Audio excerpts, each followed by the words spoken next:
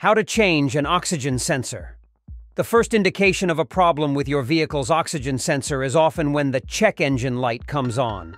Failing sensors cause jerky movements, trouble starting, and reduced fuel efficiency if they aren't replaced. Oxygen sensors are necessary for vehicles to combine the proper ratio of gas and oxygen into fuel. Depending on the make and model, your vehicle could have 2 to 4 of them to replace. Even if you have minimal experience with cars, they aren't hard to replace. Twist off the old sensors, install the new ones, and then appreciate how much better your vehicle runs. Welcome to our YouTube channel, Auto V Fix. We bring you exciting topics about automobiles and provide clear explanations on car-related issues and essential components.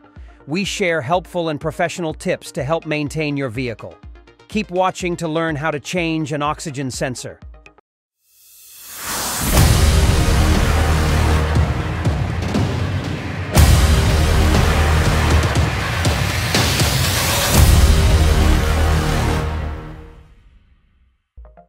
Finding the error and securing the vehicle. 1. Use an OBD code scanner to detect the broken sensor. An OBD code scanner is a device that plugs into a port on the car's dashboard. It retrieves an error code from the onboard computer, which shows you the reason for the check engine light. Each error code corresponds to a different part of the vehicle. You can buy a scanner online or at most auto parts stores. If you don't have one, you could take your vehicle to an auto parts store or mechanic to have them detect the error code. 2. Let the engine cool before attempting to remove a sensor. The sensors are located along the exhaust system, which gets very hot when the vehicle is in use. Touching the engine, for instance, is dangerous. Turn the vehicle off and give it about 30 minutes to cool. If you need to touch a component before you are sure it is cool, wear protective gear. Have a heat-resistant glove, such as a welder's mitt. Also, put on long-sleeved clothing and safety glasses for additional protection. 3. Jack up the vehicle if you need to reach a sensor under it. Park the car on a hard, flat surface. Prevent the wheels from moving by wedging chocks behind them. Then, slide a jack underneath one of the vehicle's jack points. After lifting it up, place a jack stand there to keep the car elevated. Starting around 1994 and 1995, manufacturers started making vehicles with 2 oxygen sensors. The second sensor is only accessible by crawling underneath the vehicle. Lifting a car is dangerous, so make sure it is stable before looking for the sensor. If you aren't comfortable working under a car, ask a mechanic for help. Removing the old sensor. 1. Locate the oxygen sensor underneath the hood or vehicle. Look for a part that looks like a spark plug with a thick black cable coming out of it. The first sensor will always be next to the motor in the engine compartment. It will be on the exhaust pipe leading from the motor toward the back of the vehicle. Most cars these days also have a second sensor behind the catalytic converter, which looks like a metal cylinder on the exhaust line and is found right behind the front wheels. Most vehicles made after the year 2000 actually have 4 sensors. Each vehicle has 2 sensors near the motor and 2 near the catalytic converter. 2. Disconnect the electrical connection to the oxygen sensor. Follow the cable away from the end of the sensor plugged into the exhaust line. It will end in a plastic plug inserted into an outlet. To remove it, locate the small tab on the end of the plug. While pushing the tab down, pull the plug back by hand. If you're having a hard time unplugging the sensor wire, push the tab down with a flathead screwdriver as you pull the connection back with your free hand. Avoid attempting to cut and then solder the wires to the new oxygen sensor. With modern sensors, soldering causes the wires to stop working correctly. 3. Spray some penetrating oil onto the sensor to loosen it. Worn-out sensors can be tough to remove, but a good penetrating oil helps ensure they come out. Add the lubricant to the opening where the sensor plugs into the exhaust line. Wait about 10 minutes for the oil to soak in before trying to unscrew the sensor. You may need to apply the oil a few times before you're able to get the sensor out. Another way to treat a stubborn oxygen sensor is to heat up its base and threads.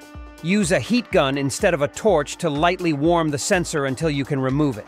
A heat gun doesn't have flames, so it's safer than a torch, but be careful and protect yourself with proper safety gear. 4. Unscrew the oxygen sensor using a ratchet wrench. The easiest way to detach the sensor is by using a 3/8 in 0.95 cm ratchet wrench fit with a 7/8 in 2.2 Semponim oxygen sensor socket. If you don't have one, try using an open-end wrench. Fit the wrench over the sensor where it plugs into the exhaust line. Turn it counterclockwise to loosen it and then finish unscrewing it by hand.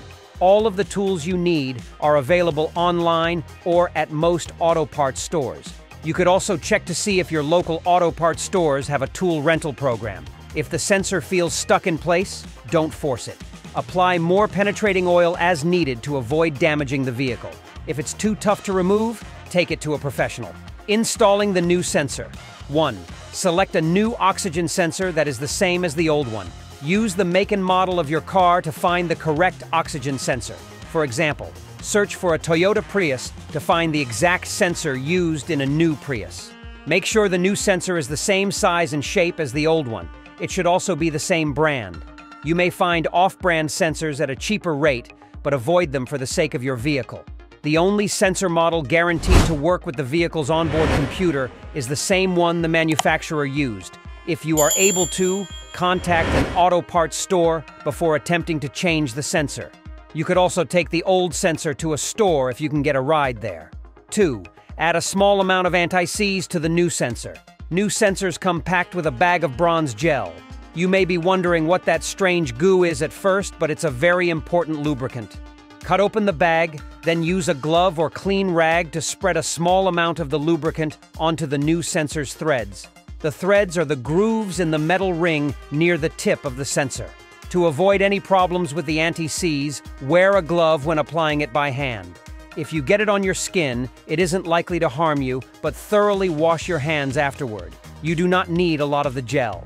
As long as you get some of it into the thread grooves, the sensor will fit properly in the exhaust line. 3. Turn the sensor clockwise to secure it on the exhaust line.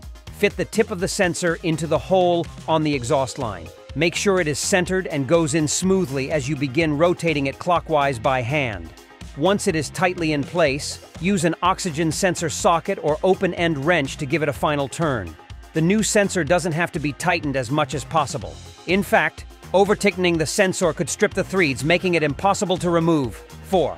Plug the electrical connector back into the vehicle. Modern oxygen sensors come equipped with a connected electrical cable, so you don't have to do any additional work. The cable will be hanging from the free end of the sensor. Plug it into the outlet port close to the exhaust line. Push the plug in until it snaps into place. Make sure the cable isn't touching the engine or other parts that heat up when the vehicle is in use. 5. Start the car to see if the problem is fixed. The new sensor makes a big difference. It causes your vehicle to burn fuel more efficiently, it sounds better, runs more smoothly, and uses less fuel. If the check engine light was on, it most likely would turn off as well. Take the car out on the road to make sure it stays off. In some vehicles, you may need to clear the check engine light manually. Shut off the engine, then turn the car's power on using the ignition key. Use the delete feature on an OBD code scanner to reset the light. Disconnect the battery or take the vehicle to a mechanic for additional ways to shut off the check engine light. If the check engine light comes back on, either the oxygen sensor wasn't installed correctly or your vehicle has another problem. Here are some helpful tips. To keep your car running smoothly, replace all the sensors at once. If one fails, chances are the other ones will fail soon too, so try to keep them on the same maintenance schedule.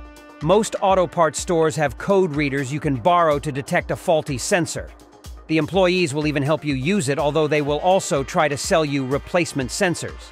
To figure out if a bad sensor is causing a lit check engine light, use an OBD2 code reader. It plugs into your car and gets error codes from the onboard computer to find the problem. Warnings. Always allow the engine and exhaust system to cool down before you begin work to prevent accidentally burning yourself. Crawling under a car is dangerous, so practice good safety by using jack stands. Thank you for watching our video. If you found this content helpful, don't forget to give it a thumbs up and subscribe to our channel for more DIY automotive tips and tricks. Leave your comments below and let us know if there are any other topics you'd like us to cover. Until next time, stay safe.